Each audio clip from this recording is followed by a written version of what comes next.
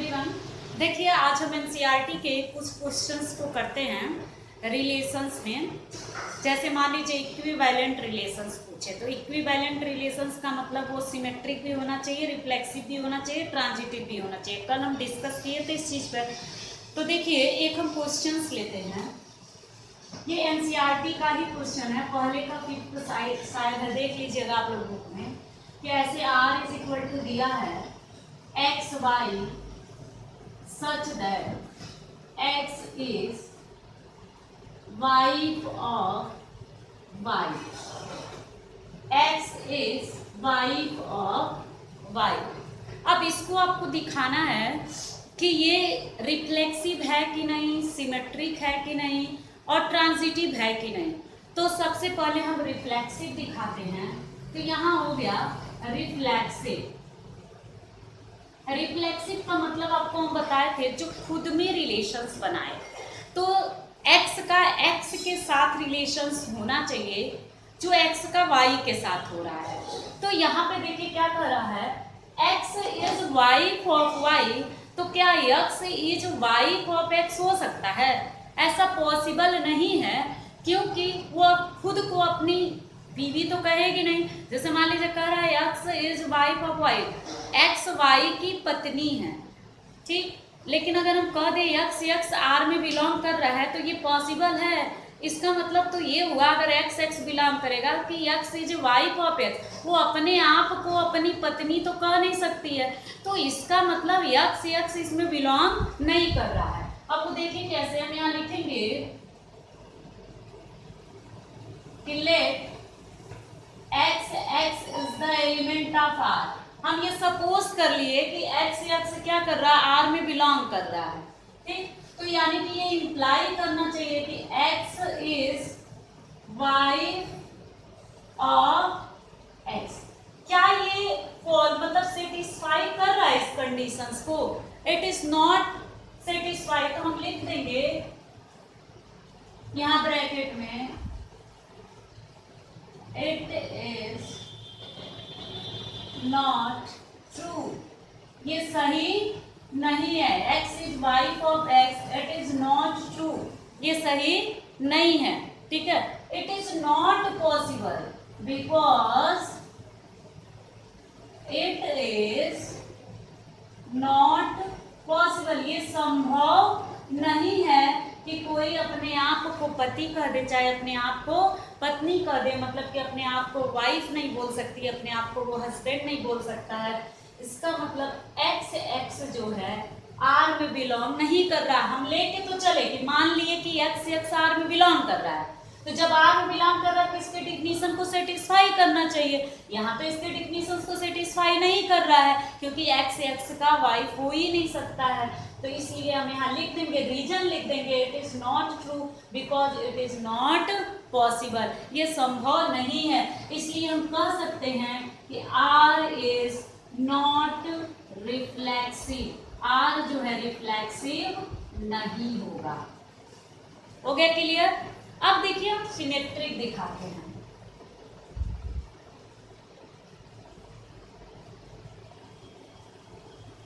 Symmetric हम लेके चलते हैं कि let x y is the element of r, और दिखा देंगे कि वाई एक्स भी आर में बिलोंग कर रहा है। इसका मतलब तब जो है ये रिलेशंस को सेटिस्फाई कर रहा है सिमेट्रिक को। तो देखते हैं, अगर हम लेके चल रहे हैं एक्स वाई आर में है तो इसका मतलब ये हुआ कि x is wife of y, यानी एक्स जो है क्या हो गया, वाइफ ऑफ वाई।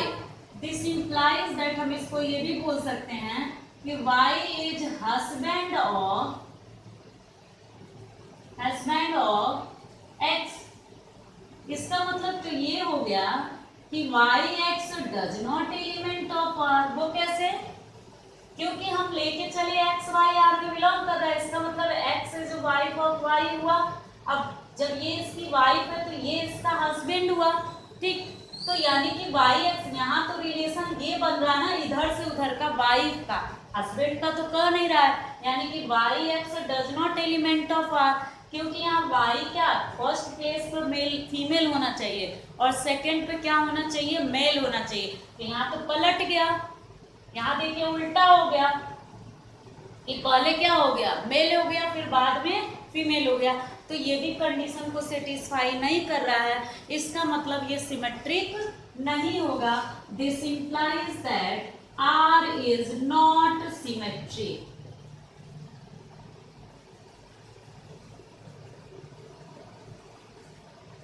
अब देखिए आगे, रिफ्लेक्सिव हो गया, सिमेट्रिक हो गया, अब हम दिखाते हैं transitive.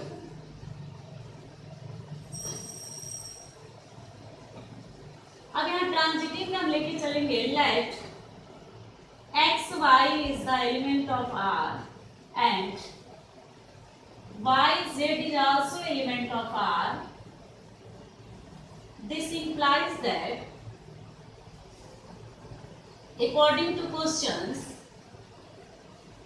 x is wife of y and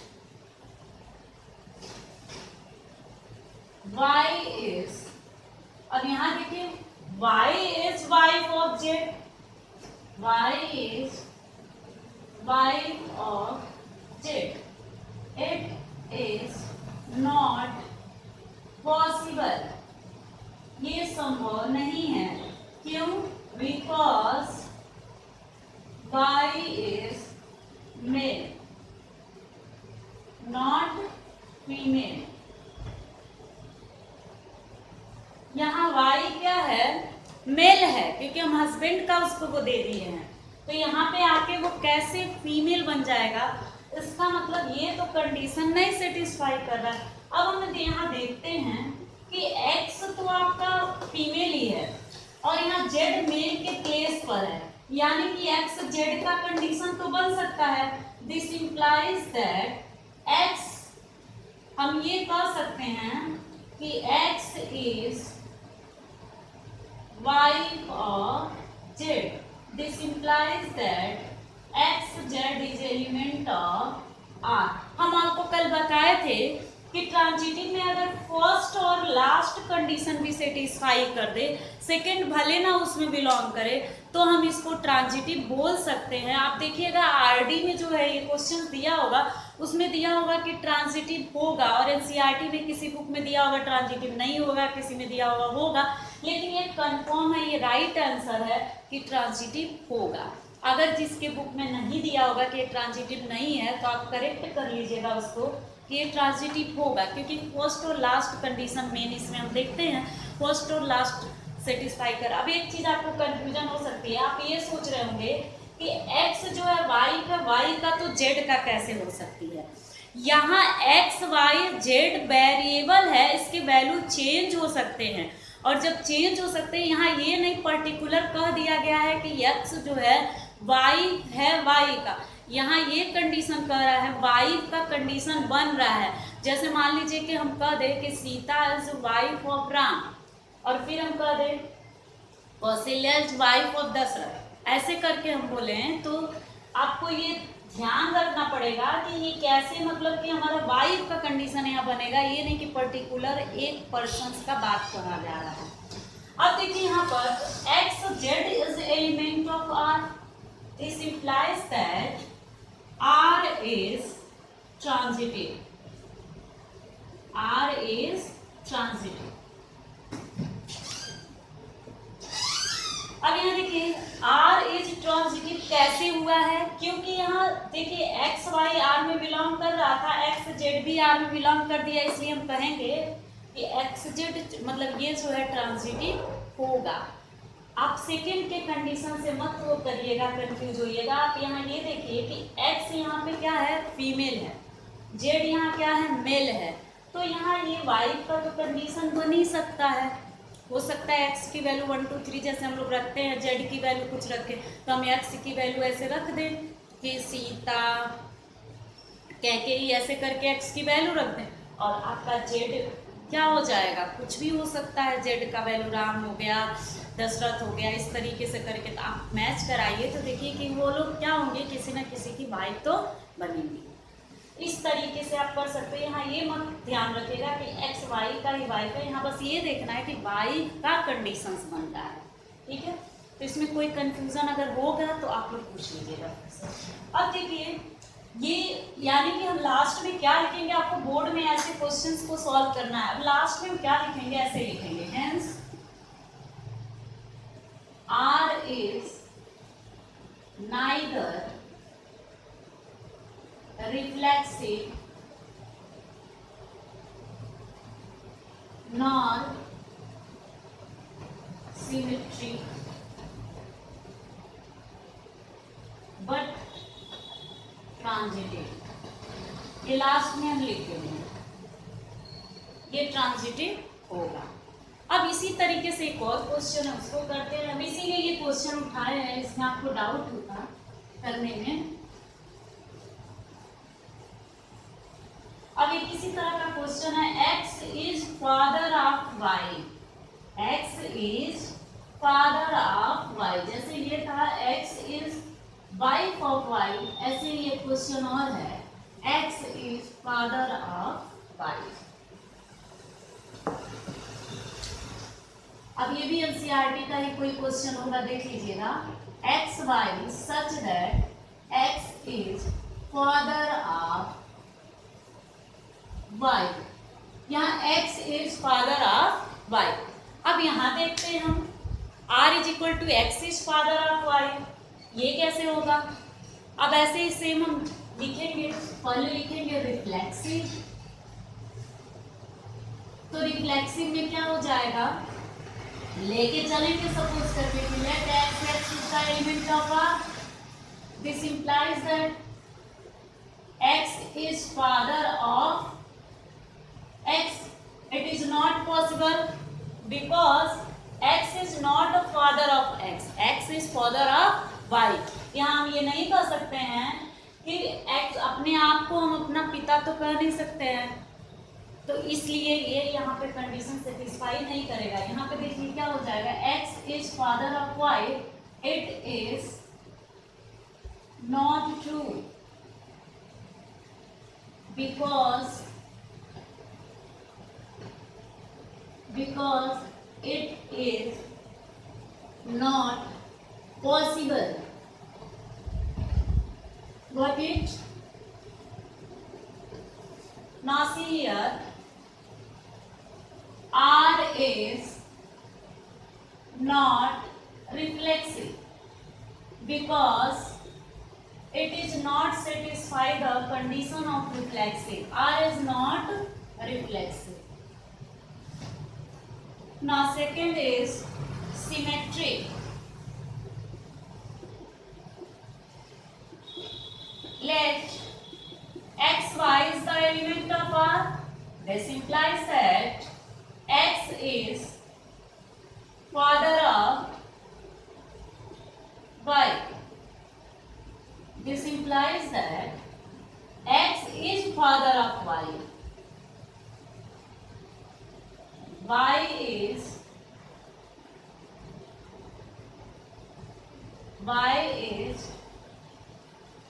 son of x। क्या हुआ, x is father of y, मतलब कि x जो है y का पिता है, तो y x का क्या हुआ, बेटा या बेटी, सन और गर्ल लिख लीजिएगा, सन और डॉटर, सन और डॉटर, सन और daughter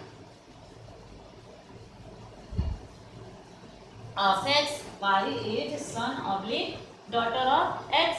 This implies that yx does not element of R because it is not satisfy these conditions। yx is father of y, it is not a y is father of x। Here y is son of x और y is daughter of x। अब यहाँ देखिए क्या हो जाएगा, this implies that R is not symmetry। Now condition of third, transitive. Let x, y and y, z is element of R.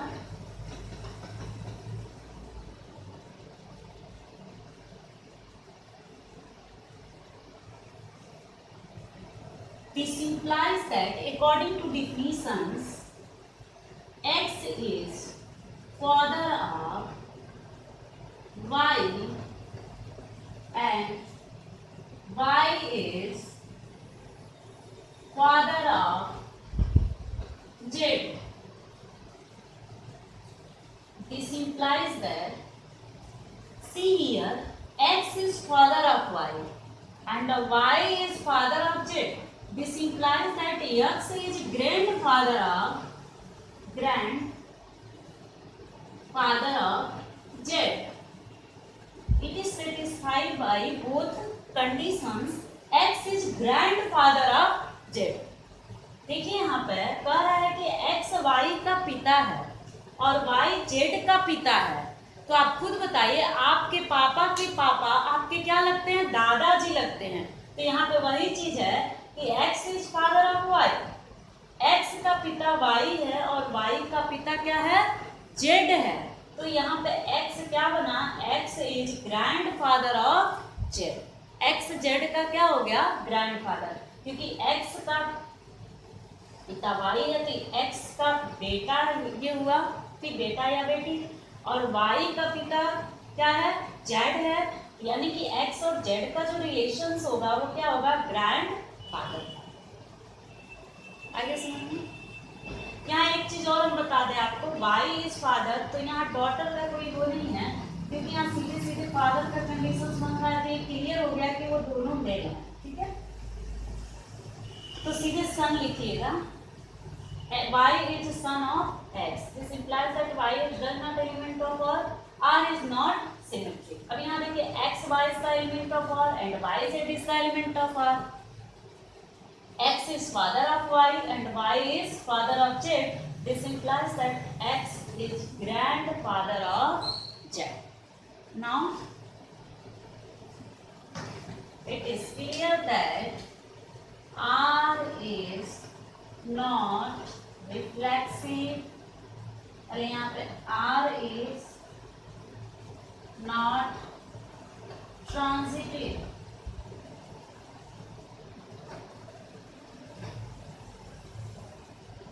R is not transitive. Then you can write the above three conditions. R is not reflexive, not symmetric and not transitive. अब देखिए हम next question देखते हैं।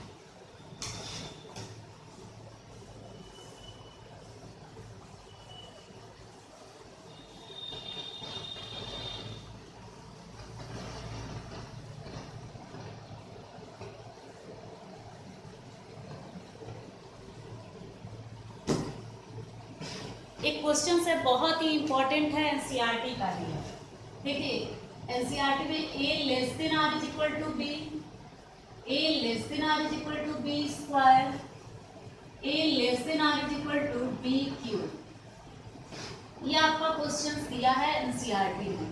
हम एक ही साथ तीनों करवाते हैं, और ये भी देख लीजिएगा कैसे करके दिया होगा, r is equal to a b such that a b is the element of r. यही तीनों के साथ दिया होगा, इसके साथ भी इसके साथ भी यही सेम क्वेश्चन ऐसे दिया होगा, यानी कि ए और बी आपका क्या होना चाहिए? आर में बिलोंग करना चाहिए, और ये ए बी क्या है? Real number. यहाँ आर का मतलब रियल नंबर और ये आर रिलेशंस है। अब देखिए यहाँ क्या आर इज इक्वल टू दिया है, a b such that a b is the element of r, ऐसा कंडीशन है।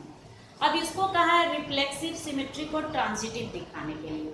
देखिए सबसे पहले हम ऐसे लेके चलेंगे लेट, पहले रिफ्लेक्सिव के लिए, reflexive let a is the element of r, this implies that, इसका डिफिनेशन बनना चाहिए एक सेकेंड, यहाँ पर a less than are is equal to b comma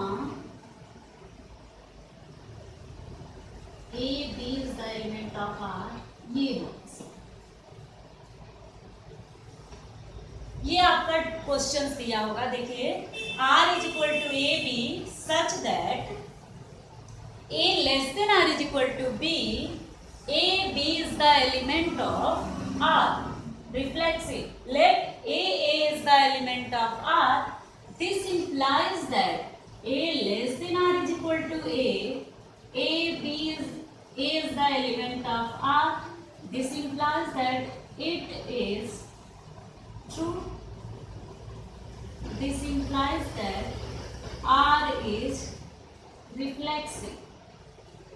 For example,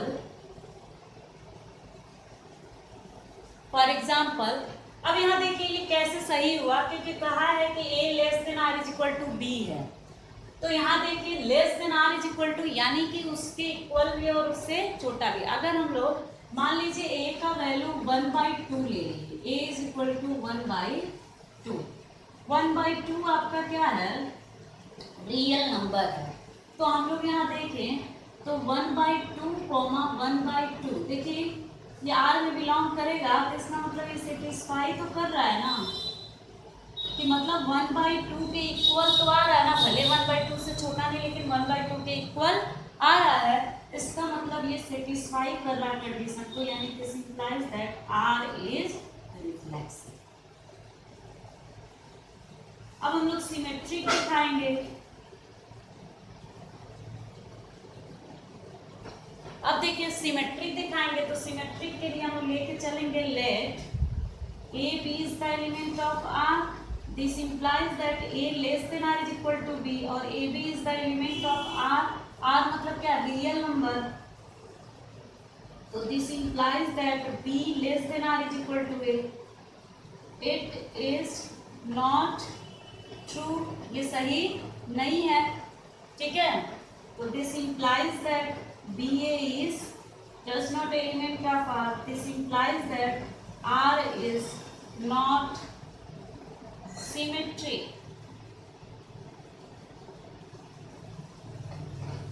क्यों नहीं है? क्योंकि हम एक एग्जाम्पल से करते हैं। जैसे मान लीजिए हम ले लिए A इज इक्वल टू ले लिए 1/2 और B इज इक्वल टू ले लिए, मान लीजिए a इज इक्वल टू 2 ले लिए और b इज इक्वल टू 3 ले लिए, ठीक। तो हम ये कह रहे हैं कि 2 और 3 देखिए r में बिलोंग कर रहा है, क्योंकि 2 लेस देन है 3 से, ये इस कंडीशन को सेटिस्फाई कर रहा है। तो क्या 3 लेस देन 2 लिख सकते हैं? इट इज नॉट सेटिस्फाई, तो हम लिख देंगे इट इज नॉट ट्रू। अच्छा, ये सही नहीं है, इसका मतलब कि 3 और 2 को हम नहीं लिख सकते कि ये R में बिलोंग कर रहा है, इसका मतलब हम लिख देंगे R इज नॉट सिमेट्रिक। आप चाहें तो साइड में एग्जांपल लिख सकते हैं आप लोग, हम इसलिए एग्जांपल दे के बता रहे हैं ताकि आपको क्लियर हो जाए। तो आप बोर्ड में लिखिएगा तो विथ एग्जांपल करिएगा ऐसे क्वेश्चंस में। अब देखिए अभी एक कंडीशन और बचा है, ट्रांजिटिव।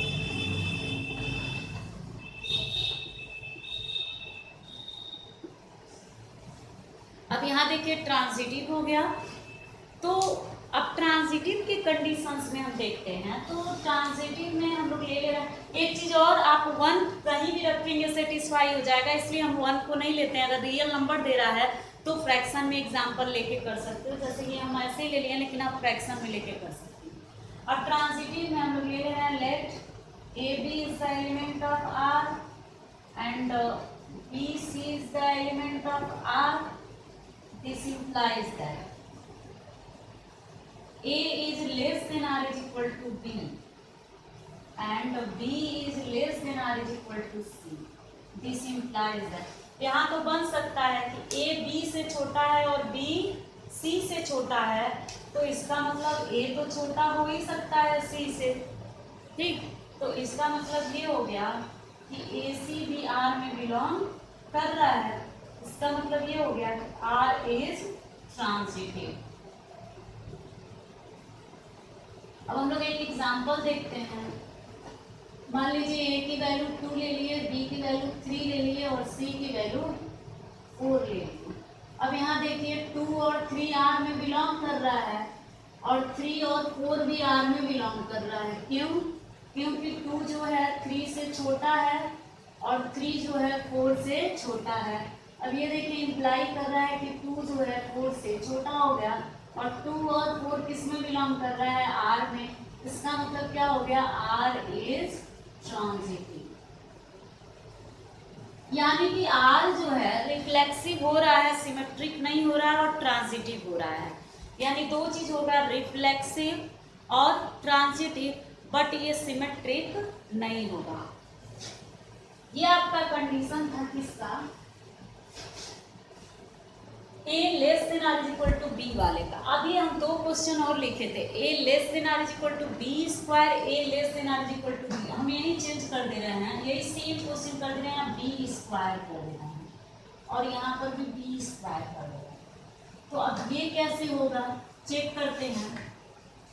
अब यहाँ अगर ले रहे हैं रिफ्लेक्सिव के लिए A is the element of r, तो क्या ये A स्क्वायर ये कंडीशन को सेटिस्फाई करेगा? A less than or is equal to A square. A is the element of it is not true. ये सही नहीं है, यानी कि R is क्या हो जाएगा? Not reflexive. It is not true. R is not reflexive. अब एग्जाम्पल ले लीजिए यहाँ, तो देखिए 1/2 का ये क्या बन गया? स्क्वायर बन गया। यानी कि ये बन गया कि 1/2 less than are is equal to 1/4। इससे छोटा तो आ नहीं रहा है, इससे बड़ा आ रहा है। इसका मतलब आर इज नॉट रिफ्लेक्सिव। अब यहाँ भी देख लीजिए, a b is the element of r, a less than are is equal to b less than are is equal to not true, b is not element of r is not symmetric. आप example लेके देख लीजिएगा, fraction में example लीजिएगा, ठीक है। अब देखिए ऐसे ही ट्रांजिटिव के लिए ये ट्रांजिटिव भी नहीं होगा। ये वाला क्वेश्चन ना तो रिफ्लेक्सिव होगा, ना तो सिमेट्रिक होगा, ना तो ट्रांजिटिव, क्योंकि A less than are is equal to B square है। तो ऐसे ही आप यहाँ भी कंडीशन सेटिस्फाई कर लीजिएगा। ये बी स्क्वायर, तो b square not, b less than are is equal to c square, a less than are is equal to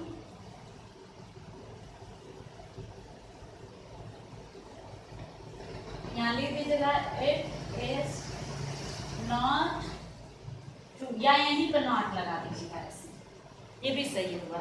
ठीक, आपको जैसे सुविधा लगेगा वैसे करिएगा, आप एग्जाम्पल लेके भी कर सकते हैं। तो आप यानी कि A less than are is equal to B square वाला और A less than are is equal to B cube वाला तीनों क्वेश्चन आप सॉल्व करिए।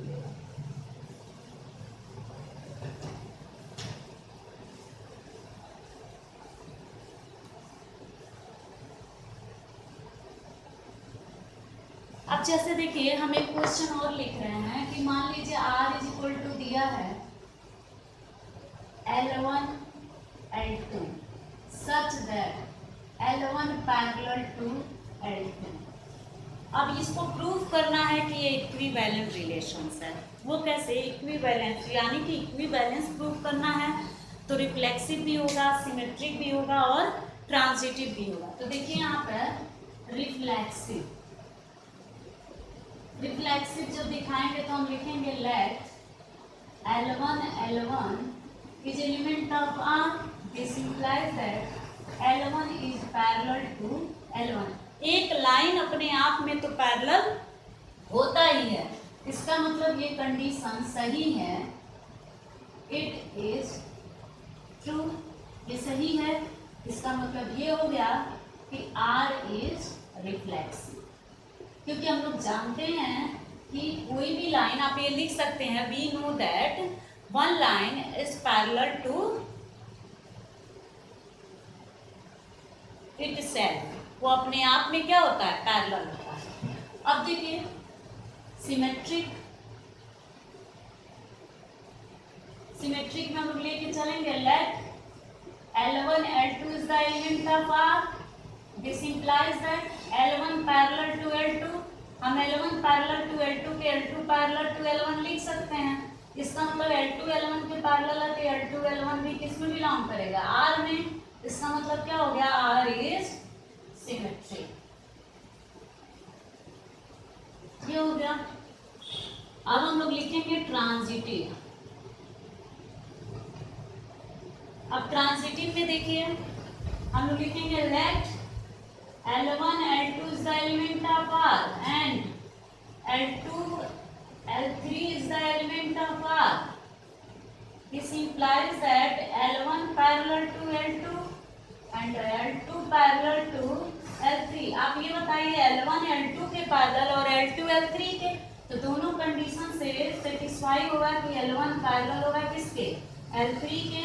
This implies that L1 L3 is the element of R. This implies that R is transitive. यानी ये condition reflexive भी हो गया, सिमेट्रिक भी हो गया, ट्रांजिटिव भी हो गया। इसका मतलब ये हो गया कि ये इक्विवेलेंट रिलेशंस हो गया। आप ऐसे ही देखिएगा, पैरेलल हो गया, परपेंडिकुलर हो सकता है, कॉन्ग्रुएंस हो सकता है, सिमिलर हो सकता है। जैसे कह दे कि T1 T2 सिमिलर है T1 T2 के, तो आपको पता है सिमिलर का मतलब क्या होता है, तो आप सिमिलर का भी कंडीशन से दिखा सकते हो कि कैसे ये इक्विवेलेंट होगा कि नहीं होगा। ऐसे ही हम कह दें कि T1 और T2 दो लाइन है, T1 T2 के परपेंडिकुलर है, तो आप क्या करोगे, T1 T2 के परपेंडिकुलर वाला कंडीशन आएगा तो भी हम क्या करेंगे, ऐसे दिखाएंगे। तो आप लोग ये देखिएगा, जितना भी एनसीईआरटी में क्वेश्चंस है आप पूरा सॉल्व करिएगा। उसके बाद जो भी कंफ्यूजन होगा हम नेक्स्ट वीडियो में डाल देंगे।